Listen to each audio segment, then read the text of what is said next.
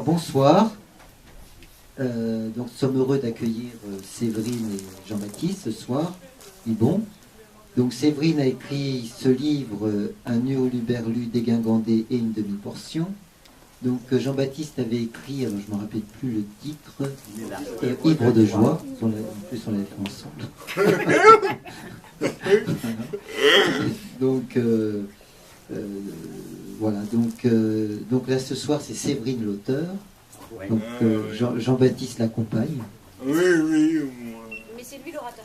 Non, non. Voilà. Donc moi je poserai les questions à Séverine qui verra ce qu'elle fait. Hein. Donc,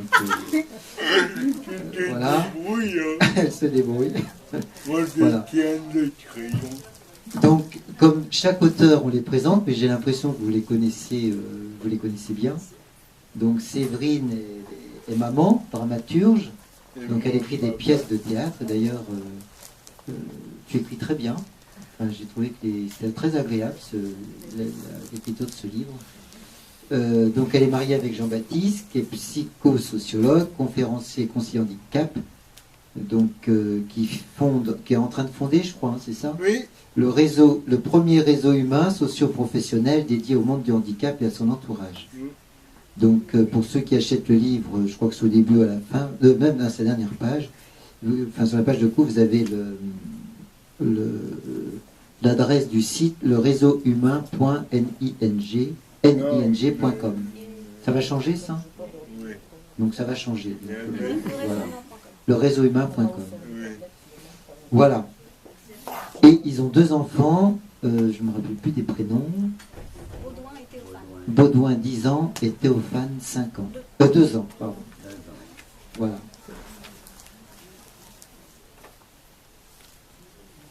Alors, vous avez choisi un titre accrocheur. Alors, pourquoi et comment avez-vous choisi ce titre? Alors, j'ai imaginé de longs débats autour de... Oh non. Non. Non, c'était un coup de fil de l'éditeur. Il m'a dit accroche-toi bien, on a trouvé un titre. Ils ont pris un petit bout un début de phrase dans le livre et ils m'ont demandé si ça ne nous choquait pas trop. J'ai répondu oui. Et voilà. Ça vous choquait? Pas du tout.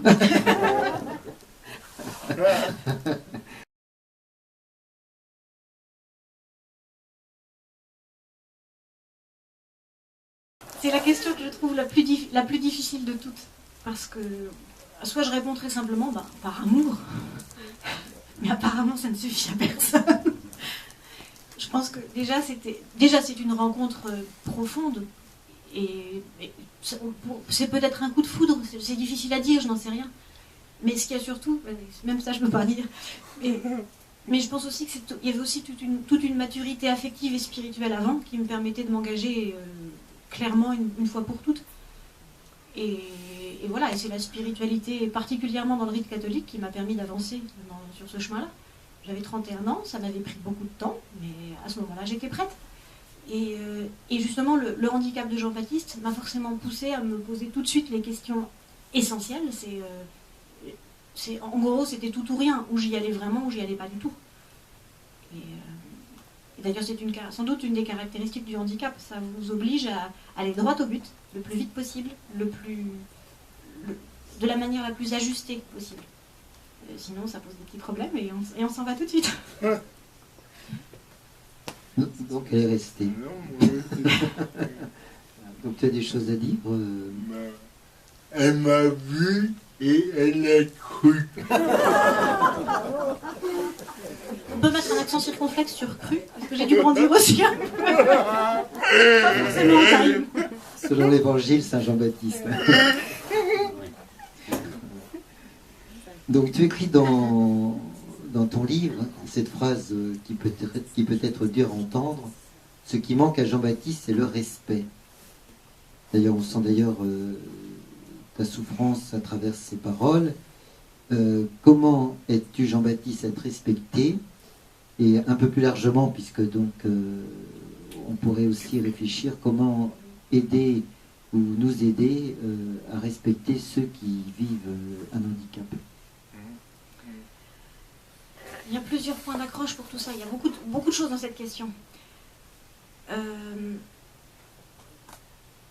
déjà, un tout premier point pour expliquer comment je me situe à ce sujet-là.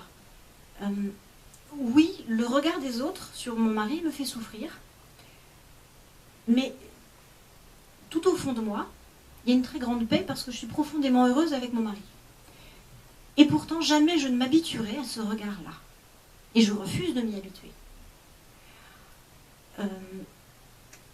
Je vois bien qu'il faut beaucoup de pédagogie et de patience. Il faut mettre parfois notre colère à distance pour être capable de reprendre un dialogue qui est mal parti. Ça n'est pas toujours facile. Ça fait partie de notre vie. On vit avec, il n'y a pas à en faire un plat. Hein. Il y a beaucoup. Pratiquement tous les handicaps, je suppose, rencontrent ce genre d'obstacles, mais il y a des modalités, des difficultés. Ce qui est caractéristique dans le handicap de Jean-Baptiste, c'est que, comme son élocution est touchée aussi, il marche d'une manière particulière, il a des gestes parasites, ça entraîne toute une série de questions dans le cerveau des gens, et c'est normal. On se demande, mais à quel hurluberlu, justement, on peut bien avoir affaire. Et ça amplifie. Jean-Baptiste dit souvent que le handicap, c'est un effet loupe, mais le sien est une vraie loupe sur nos réactions, sur notre conception du handicap. Et de me suis rendu compte qu'on a beau être lourdement handicapé et avoir une élocution normale, et ça arrive, le respect est plus grand. Alors que quand l'élocution est atteinte aussi, ça augmente le handicap et dans la tête des gens, ça augmente les préjugés. Parce que notre langage, et c'est le signe d'ailleurs que notre langage nous fait humains. C'est parce que nous pouvons parler que nous sommes humains. Et quand cette faculté est endommagée, il y a toujours en nous, qu'on le veuille ou non, de l'animalité. Qu'on retrouve cette primée quand l'élocution est endommagée. En fait, ce dont on a besoin pour aborder une personne qui porte un handicap qui nous déconcerte, et j'affirme que ça m'est arrivé très souvent d'être très déconcertée par certains types de handicap, qui touchent à des domaines où je me sens mal à l'aise. Je le dis d'ailleurs dans un chapitre du livre, parce qu'on est tous à un moment susceptibles de nous trouver face à un handicap qu'on ne sait pas comment aborder. Tout simplement parce qu'on n'arrive pas à atteindre la personne. Et nous avons besoin de patience envers nous-mêmes pour être capable de chercher la personne telle qu'elle est vraiment, pas telle que son apparence semblerait nous la présenter. C'est loin d'être facile. Mais c'est tout un chemin intérieur qui nous demande beaucoup de patience et un regard intérieur pour chercher la personne, comme si on avait... Quelquefois, je me dis que quand je marche dans la rue, en voyant des tas de gens, une foule, j'ai parfois l'impression qu'en fait, j'ai autour de moi des tabernacles avec la présence de Jésus cachée tout au fond d'eux. Et mais voilà, ça ne signifie pas que je suis capable d'aborder chaque personne comme si c'était Jésus en personne. J'aimerais bien, mais j'y arrive pas. Mais en particulier avec le handicap, je pense que c'est une belle occasion d'essayer de le chercher. Ça aide tout le monde, aussi bien la personne valide que la personne handicapée elle-même qui se sent enfin respectée. Et ça suscite de belles rencontres. Alors un petit peu toujours dans le même sens. Donc tu écris quelque part, le handicap fait mal. Il faut du courage pour affronter la fragilité et ses répercussions. Donc moi je voudrais voir si on ne pourrait pas inverser la question. Alors peut-être qu'il faut du courage pour cela, mais est-ce que le handicap fait du bien? Peut faire du bien? Non, jamais. Pour la bonne et simple raison. Et je suis peut-être le seul à pouvoir le dire parce que vivre en handicap permet de légitimer certaines paroles. Et de plus en plus, le handicap, pour moi, est une erreur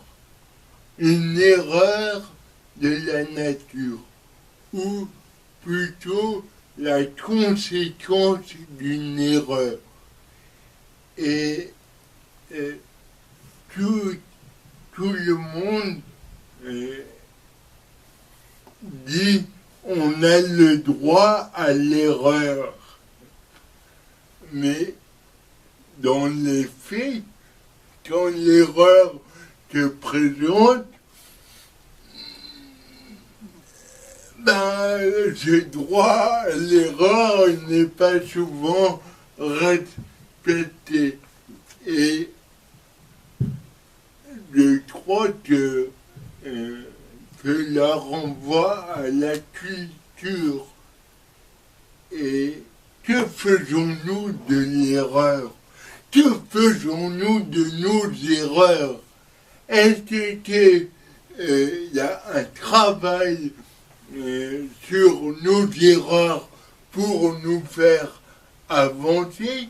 Ou est-ce que les erreurs sont uniquement là pour nous condamner, pour nous culpabiliser toute la vie?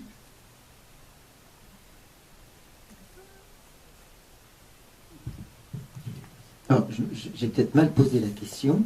Sûrement. C'est vrai. Non, mais c'est vrai. Parce qu'en fait, quand Séverine, je ne sais pas si tu as lu le bouquin. Bien renvoyé, on se fait un petit jeu de ping-pong, mais c'est sympa. Quand Séverine parle, le handicap fait mal, elle parle pour les autres. Parce que c'est évident que pour celui qui porte le handicap, c'est évident qu'on peut, enfin, je veux dire, on ne peut pas le considérer comme un bien à quelque niveau que ce soit. Mais c'est vrai que le handicap t'a façonné, enfin, je veux dire, pas uniquement, mais je veux dire, ça fait partie aussi de ta personnalité. Tu serais peut-être très différent si tu n'avais pas le handicap. Et moi, la question, c'est pour l'entourage. Donc, je conçois que le handicap fasse mal, même pour l'entourage. Et ma question, c'est, parce que, je veux dire, la question, on peut aller beaucoup plus loin aussi, est-ce que le handicap aussi n'est pas un bien, quelque part, pas en soi, hein, mais un bien pour les autres, c'est-à-dire pour l'entourage. Voilà. La question est mieux... Ça va mieux, mais ma réponse est la même, mais reformulée différemment, c'est-à-dire que la personne handicapée dans le monde, son existence dans le monde est là pour permettre aux autres de répondre à leur vocation. C'est-à-dire que la vocation de chaque être humain, notre vocation, même pas de chrétien, mais de chaque homme humain et femme, c'est de créer du bénéfice, et pas pour un petit groupe de personnes, mais créer des bénéfices, donc faire du bien. Chacun de nous est appelé à faire du bien. Et quelquefois, c'est difficile. Mais par rapport à une demande de personnes handicapées ou vieillissantes avec une perte d'autonomie, on ne va pas répondre à la personne qui a besoin d'aide en faisant mal, en lui faisant mal. On veut bien faire. Et d'ailleurs, beaucoup de personnes qui ne connaissent pas le monde du handicap hésite à agir par peur de mal faire. Si je fais mal, eh ben oui, mais c'est justement en essayant qu'on apprend. C'est l'expérience qui forme au handicap. Au-delà des belles théories, c'est en la vivant. Et donc, vous voyez que c'est vrai, le handicap est un mal, je suis sûr. Mais comme il est greffé sur une personne, sur une personnalité qui est bonne, qui est bien, qui est à l'image de Dieu, ben c'est cette personne qui transforme cette efforts en bien, de par sa demande d'aide. Et ainsi, je suis sûr, et surtout en période de crise actuellement, que la prise en compte du handicap de la personne demandant de l'aide peut ressouder ces liens brisés. Ça va la réponse? Très bien, mais... Non. Ouf.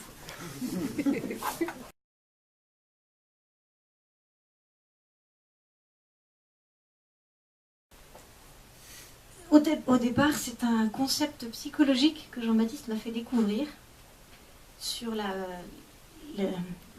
sur un triangle où il y a un persécuteur, un sauveur et une victime. Et nous nous apercevons régulièrement que dans des situations conflictuelles autour du handicap, ça peut tourner. Chaque personne peut passer alternativement d'un rôle à l'autre. De victime devenir persécuteur, de sauveur devenir persécuteur aussi, etc. Ça tourne.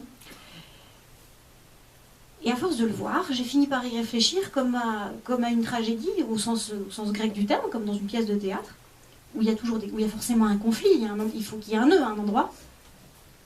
Et je me suis demandé pour quelle raison. Et bon, voilà, c'est comme si, je le dis dans le livre, une petite phrase, c'est comme si le handicap était une souillure et qu'il fallait l'éjecter le plus possible. Il y a peut-être quelque chose comme ça. Voilà, c'est un regard... un regard d'écrivain, je ne sais pas si c'est forcément le plus important, mais c'est assez intéressant de voir comme ces situations se reproduisent.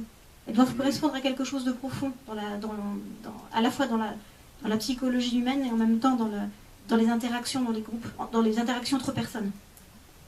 Vous avez le sentiment aussi que les personnes jouent finalement un autre rôle, si différent que si, par exemple, elles n'étaient pas confrontées à cet handicap. C'est un peu le sentiment que vous avez. Oui, à titre personnel, j'ai un exemple en tête. Une personne qui, a priori, n'avait rien contre Jean-Baptiste, mais qui s'est vraiment laissé emporter complètement par sa peur du handicap, une peur non reconnue. Et cette personne a cherché, une femme charmante par ailleurs, qui a cherché tous les prétextes pour ne pas avoir à dire « le handicap de Jean-Baptiste me fait peur, il me gêne, il me déstabilise ».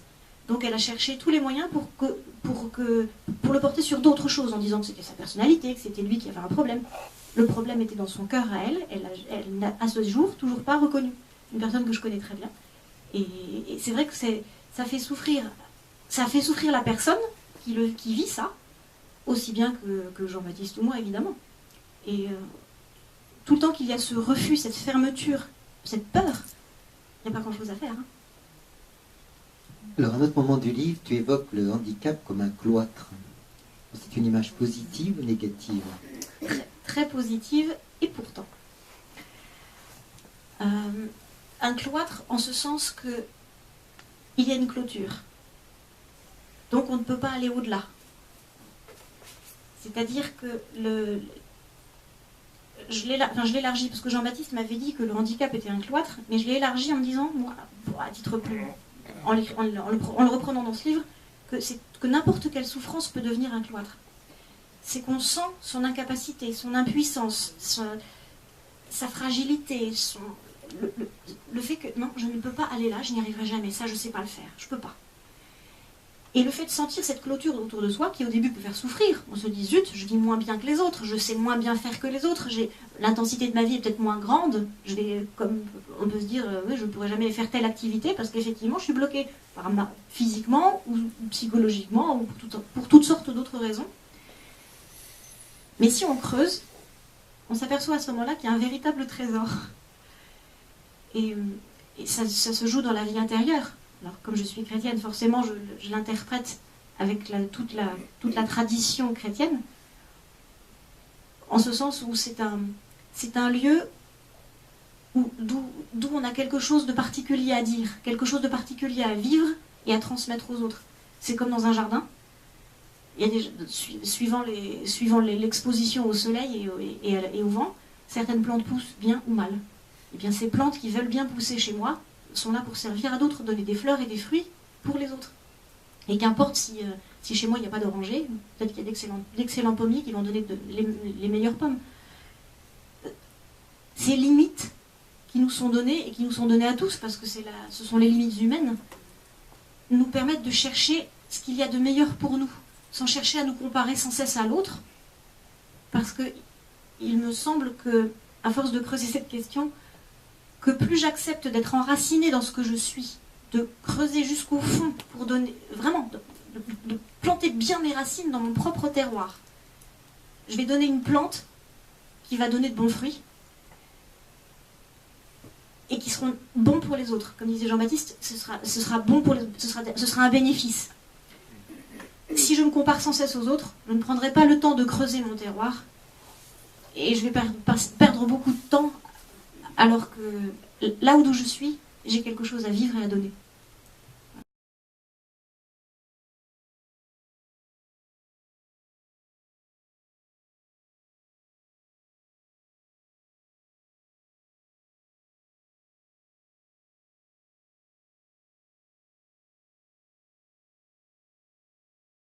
Un enfant dont le papa est handicapé a le droit de dire oui, le handicap de mon papa ou de ma maman me gêne.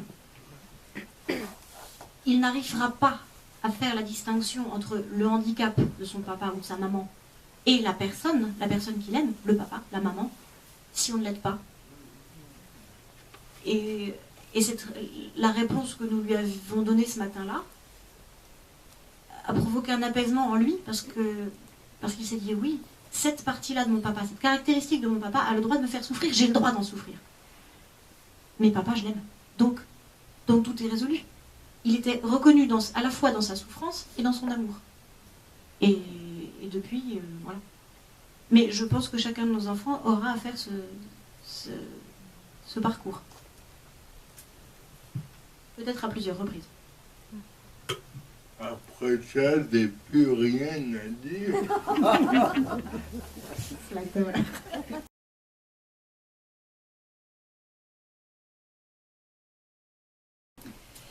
C'est une question que je me suis posée très très tôt.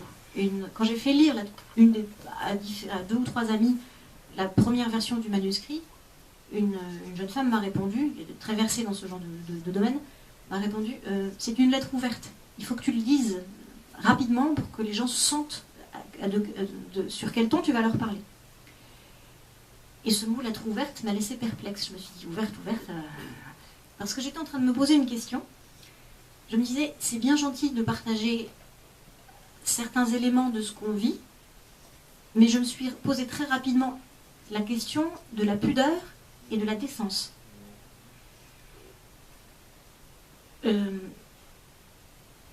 Les questions que m'a posées mon éditeur m'ont beaucoup aidée, parce que j'avais tendance à en dire trop peu. Et à 2 ou 3 reprises, il m'a demandé écoute, là, on t'attend un peu au tournant parce qu'il faut que tu nous dises pourquoi tu t'arrêtes trop vite. Et ça m'a permis de travailler en me disant jusque-là, je peux dire, Au-delà, c'est de l'ordre de l'intime, ça ne regarde personne. Ça n'est pas quelque chose qui peut aller dans le domaine public. Un livre est dans un domaine public. Ça fait bouger des choses. Et ça m'a permis de sentir la limite juste entre ce qu'il y a à partager et ce qui est d'ordre conjugal ou strictement familial ou intime, dans un petit cercle d'amis, il y a des gens parmi vous. Et ça n'est pas facile. Ça n'est pas facile à trouver au premier jet.